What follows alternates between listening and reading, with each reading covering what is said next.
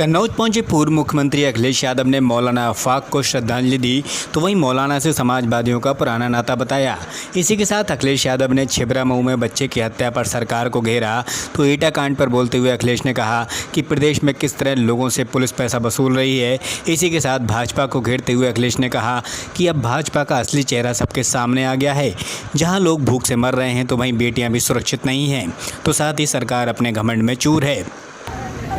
जहाँ तक प्रदेश में घटनाएं हो रही हैं, दुखद है। आज अखबारों ने लिखा है कि छिबरा मऊ में एक माँ ने अपने बच्चे की हत्या कर दी। अगर वो खबर सही है तो सोचो समाज में क्या चल रहा है। और समाज में आज भूख के कारण लोगों की जान जा रही है। ईटा की खबर अगर आप सुनेंगे तो दंग रह जाएंगे कि आखिरकार ईटा में ऐसी भी घटना हो सकती है। और प्रदेश में किस तरीके से पुलिस, सरकार और प्रशासन लोगों को पैसे के लिए एक्सटॉर्शन कर रहा है। और अब तो घटना ऐसी सामने आई है कि उस बहन के साथ जिस तरीके से उसकी इज्जत पर सवाल खड़े किए हैं पुलिस के लोगों ने, और केवल इस बात को डरा करके कि तुम्हारे पति की अगर नहीं मानोगे इन बातों को लेकर के तो तुम्हारे पति की हत्या कर दी जाएगी, तुम्हारे पति का एनकाउंटर हो जाएगा।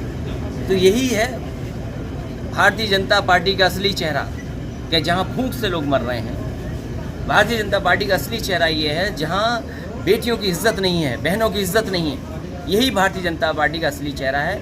यही जनता देख रही है और हमें लगता है सुधार लाने में शायद सुधार लाएंगे, नहीं लाएंगे, क्योंकि घमंड ज़्यादा है सरकार।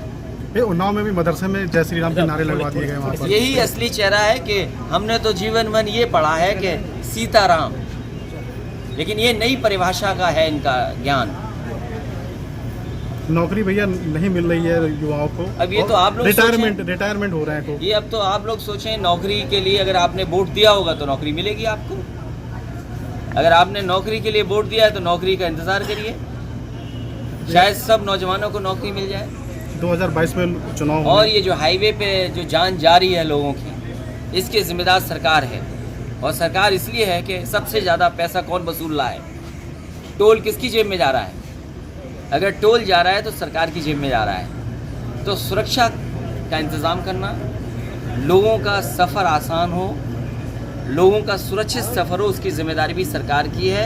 सरकार को अपनी जिम्मेदारी निभानी चाहिए। समय ऐसा था जहाँ पर पुलिस लगती थी, एम्बुलेंस उपलब्ध होती थी, आखिरकार वो चीज़ें कहाँ हैं। सड़क का टोल लेने के लिए तो अपनी जेब में जा रहा है उनकी सरकार में, लेकिन सुरक्षा के नाम पे सरकार क्या कर रही है। पत्रकारों पर भी लगातार मुकदमे लिखे जा रहे हैं, हमले हो रहे हैं। अब पत्रकार अपनी सुरक्षा स्वयं करें।